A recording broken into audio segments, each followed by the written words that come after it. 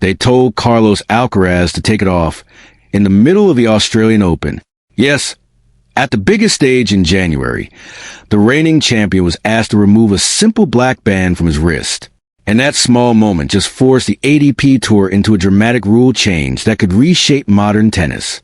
Here's why this story is bigger than it looks, and why Aryna Sabalenka's reaction may have accelerated everything. During the Australian Open, Alcaraz, Sabalenka, and Jannik Sinner were all wearing Whoop performance bands. If you don't know, those bands track recovery, heart rate, strain, and sleep data. It's not tactical coaching. It's not secret signals. It's personal health data. But tournament officials stepped in and told them to remove the devices during matches. Just like that. Now imagine preparing your body year-round with data, trusting those metrics, and then suddenly being told at a Grand Slam that you can't access your own performance tracking. That didn't sit well with players. Sabalenka, especially, looked genuinely confused in press conferences. She explained that she had approval earlier in the season.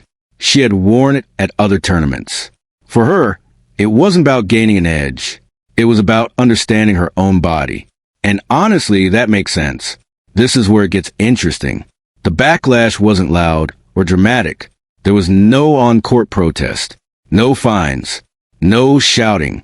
The players simply complied. But behind the scenes, conversations were happening. And then came the ATP board meeting after the Australian Open. Suddenly, the ATP Tour announced that wearable devices would now be permitted in competition, with management finalizing the details and possible data controls.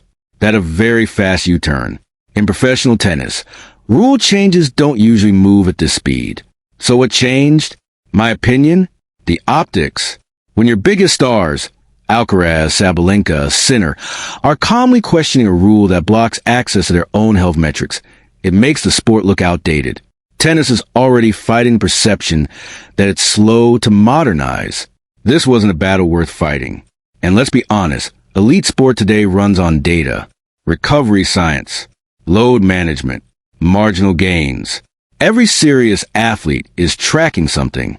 If footballers, basketball players, and Olympians can wear monitoring tech, why should tennis be different? Now, here's the curiosity gap. This decision solves one problem, but it might create another. Grand Slams operate with their own governance structures. The Australian Open restrictions showed that not every event is automatically aligned with tour policy. So while the ATP has opened the door, we'll see whether Roland Garros and other majors follow smoothly or introduce new conditions. If there's friction again, this debate isn't over. Personally, I think this was the right move. These devices don't coach strategy midpoint. They don't analyze opponents in real time. They monitor the athlete wearing them. Blocking that feels unnecessary in 2026. But I want to hear from you. Should wearable tech be fully embraced in tennis? Or do you think there should be strict limits during matches? Drop your take in the comments. I'm genuinely curious where the TennisIQ community stands on this. One thing is clear. When the top players push back, even quietly, the sport listens. And this time, a small black band sparked a big shift. This is TennisIQ, where we break down the moment behind the headlines and the power plays shaping the future of tennis. Stay sharp, stay curious, and I'll see you in the next one.